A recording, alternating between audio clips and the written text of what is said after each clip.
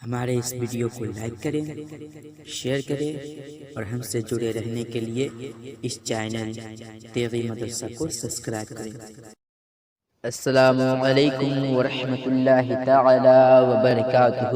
حضرات، پچھلے سبق میں ہم نے جھوٹا اور پسینہ کا بیان پڑھا، جس میں بتایا گیا تھا کہ کس کس کا جھوٹا پاک ہے، کن جانوروں کا جھوٹا مکروہ ہے، کن جانوروں کا جھوٹا ناپاک ہے، کن جانوروں کا جھوٹا مشکوک ہے، اور لعاب اور پسینہ کے احکام بھی بیان کی گئی تھی۔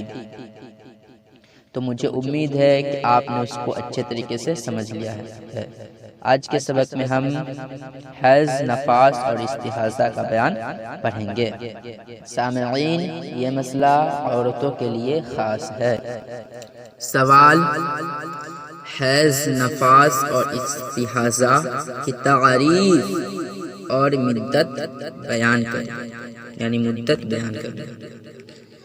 جواب: بالغہ عورت کے آگے کے مقام سے جو خون عادی طور پر نکلتا ہے اور بیماری یا بچہ پیدا ہونے کی وجہ سے نہ ہو تو اسے حیض کہتے ہیں۔ اس کی مدت کم سے کم 3 راتیں ہیں، یعنی پورے 72 گھنٹے، اور 72 گھنٹے میں سے 1 منٹ بھی اگر کم ہے تو حیض نہیں، اور زیادہ سے زیادہ 10 دن 10 راتیں ہیں۔ اگر اس سے کم یا زیادہ ہو تو بیماری یعنی استحاضہ ہے، یعنی حیض کی جو مدت بیان کیا گیا اس سے کم ہو یا زیادہ ہو تو یہ بیماری ہوگا۔ اور اس کے بارے میں اور زیادہ مسئلہ ہے، اگر آپ جاننا چاہتے ہیں تو قانون شریعت میں دیکھیے، تفصیل سے ہے۔ اور بچہ پیدا ہونے کے بعد جو خون آتا ہے اسے نفاس کہتے ہیں۔ نفاس میں کم کی جانب کوئی مدت مقرر نہیں، اور زیادہ سے زیادہ اس کا زمانہ 40 دن کے بعد جو خون آئے وہ استحاضہ ہے۔ آپ نے اس جواب میں سمجھا نا، حیض کی تعریف سمجھ گئے، اور استحاضہ کسے کہتے ہیں یہ بھی سمجھ گئے، اور نفاس کسے کہتے ہیں یہ بھی سمجھے۔ سوال: حیض آنے کی عمر بیان کریں۔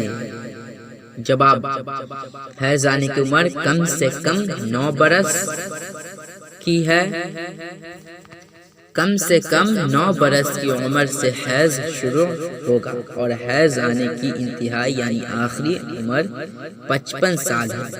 اس عمر والی کو عائشہ اور اس عمر کو سن ایاس کہتے ہیں۔ قانون شریعت مسئلہ: 9 برس کی عمر سے پہلے جو خون آیا وہ استحاضہ ہے۔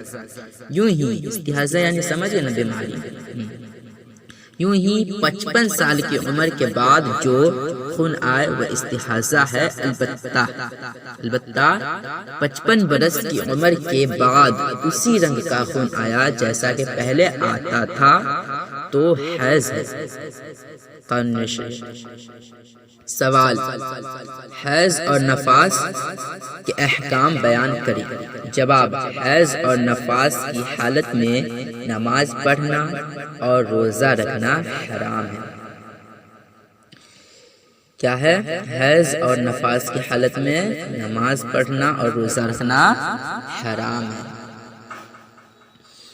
اگر آپ جاننا چاہتے ہیں کہ حرام کسے کہتے ہیں تو میرے شروعاتی سبق میں آپ کو مل جائے گا، اصطلاحات شرعیہ کے سبق میں آپ اس کو سماعت فرما لیجیے۔ ان دنوں میں نماز معاف ہیں اور ان کی قضا بھی نہیں۔ ان دنوں میں نماز کیا ہے؟ معاف ہے اور ان کی قضا بھی نہیں، البتہ روزوں کی قضا اور دنوں میں رکھنا فرض ہے۔ نماز کی قضا نہیں ہے اور نماز معاف ہے، لیکن روزوں کی قضا رکھنا فرض ہے۔ نصیحت، نماز کے وقتوں میں وضو کر کے اتنی دیر ذکر الہی، درود شریف اور دوسرے وظیفے پڑھ لیا کرے جتنی دیر نماز پڑھا کرتی تھی تاکہ عادت رہے۔ کیا نصیحت بول رہے ہیں؟ فرما رہے ہیں نماز کے وقتوں میں وضو کر کے اتنی دیر تک ذکر الہی، درود شریف اور دوسرے وظیفے پڑھ لیا کرے جتنی دیر نماز پڑھا کرتی تھی تاکہ عادت بنی رہے۔ عادت، کسی چیز کی عادت بنانے میں لیٹ لگتا ہے، لیکن جب عادت چھوٹ جاتا ہے تو بہت مشکل پیدا ہوتی ہے، اس لیے اسلام میں اس کے بارے میں بھی بتایا گیا ہے۔ مسئلہ، حیض اور نفاس والی کو قرآن مجید پڑھنا، کیا حیض اور نفاس والی کو قرآن مجید پڑھنا دیکھ کر ہو یا زبانی، اور اس کا چھونا اگرچہ جلد یا حاشیہ کو انگلی کی نوک یا بدن کا کوئی حصہ لگے، یہ سب حرام ہے۔ یہ سب کیا ہے؟ حرام ہے۔ مسئلہ، کاغذ کے پرچہ پر کوئی آیت لکھی تو اس کا چھونا بھی حرام ہے۔ مسئلہ، قرآن مجید جزدان میں یعنی جلد میں ہو تو اس جزدان کے چھونے میں حرج نہیں۔ قرآن مجید اگر جزدان میں ہو یعنی کھول میں ہو تو اس جزدان کو چھونے میں حرج نہیں۔ مسئلہ، اس حالت میں، کس حالت میں؟ حیض و نفاس کی حالت میں قرآن مجید اور دینی کتابوں کے چھونے کا سب احکام وہی ہے۔ اس حالت میں قرآن مجید اور دینی کتابوں کے چھونے کا احکام وہی ہے جو بغیر غسل والے کے لیے ہے، جو غسل کے بیان میں گزر چکا ہے۔ اگر آپ جاننا چاہتے ہیں کیا کیا چیزیں ہیں تو آپ غسل کے بیان میں سماعت فرمائیں، میرے پلے لسٹ میں ہوگا۔ مسئلہ،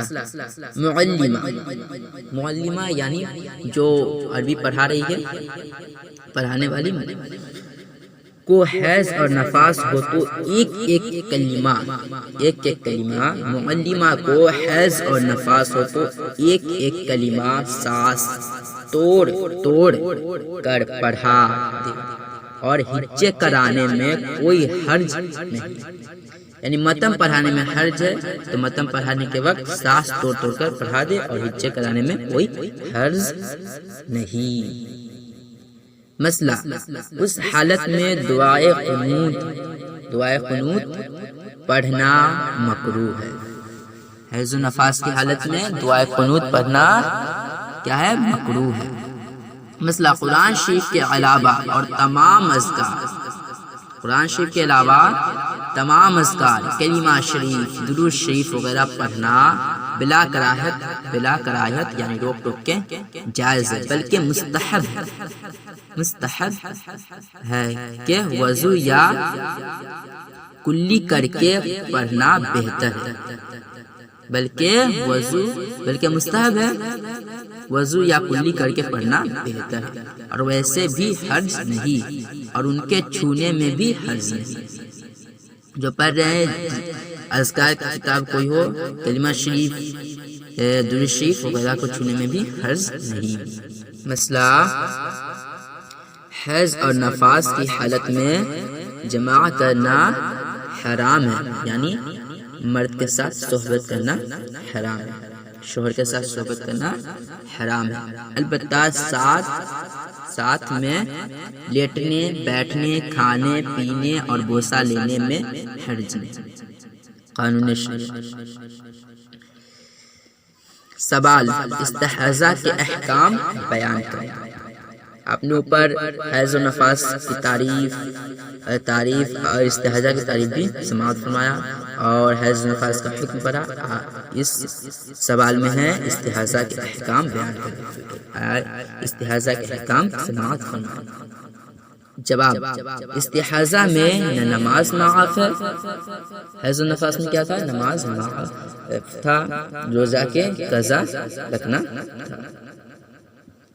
لیکن استحاضہ میں نہ نماز معاف ہے نہ روزہ معاف ہے، اور نہ ایسی عورت سے جمع کرنا حرام ہے۔ آپ نے اس سے پہلے مسئلہ میں پڑھا کہ حیض و نفاس کی حالت میں جمع کرنا حرام ہے، لیکن حیض و نفاس کی حالت میں، استحاضہ کی حالت میں جمع کرنا حرام نہیں ہے، کر سکتے ہیں جمع۔ مسئلہ، استحاضہ اگر اس حد تک پہنچ گیا، استحاضہ اگر اس حد تک پہنچ گیا کہ اس کو اتنی مہلت نہیں ملتی کہ وضو کر کے فرض نماز ادا کر سکے، یعنی استحاضہ اتنی مہلت تک پہنچ گیا کہ اس کو اتنے وقت نہیں ملتا کہ وضو کر کے فرض نماز ادا کر سکے، تو نماز کا پورا ایک وقت شروع سے آخر تک اسی حالت میں گزر جانے پر اس کو معذور کہا جائے گا۔ یعنی فجر کی نماز سے شروع ہوا اور فجر کی نماز پورا اسی حالت میں، یعنی استحاضہ کی حالت میں گزر گیا، تو اس کو معذور کہا جائے گا۔ ایک وضو سے اس وقت میں جتنی نمازیں چاہے پڑھے، خون آنے سے اس ایک پورے وقت کے اندر تک وضو نہ جائے۔ وضو کس لیے جاتا تھا؟ خون آنے سے، اور اس کے علاوہ دوسرا کام کرے گا جس سے وضو توڑنے والے کام، تو اس سے جائے گا، لیکن یہ بیماری ہو گیا، معذور یعنی بیماری ہو گیا، تو اس سے وضو نہیں جائے گا۔ مسئلہ، اگر کپڑا وغیرہ رکھ کر اتنی دیر تک خون روک سکتی ہے کہ وضو کر کے نماز پڑھ لے تو معذور نہیں، یعنی کپڑا وغیرہ رکھ کر اتنی دیر تک خون روک سکتی ہے کہ وضو کر لے اور نماز پڑھ لے تو وہ معذور میں گنتی نہیں ہوگی۔ قانون شریف اپنے استحاضہ کے بیان میں پڑھا نا کہ معذور ہوگا، تو کل انشاءاللہ تعالی معذور کا بیان پڑھایا جائے گا۔ تو مجھے امید ہے کہ آپ اس تمام سبق کو اچھے طریقے سے یاد کر لیں گے۔ تو اگلے ویڈیو میں ملتے ہیں۔ السلام علیکم ورحمۃ اللہ تعالی وبرکاتہ۔ ہمارے اس ویڈیو کو لائک کریں، شیئر کریں، اور ہم سے جڑے رہنے کے لیے اس چینل تیغی مدرسہ کو سبسکرائب کریں۔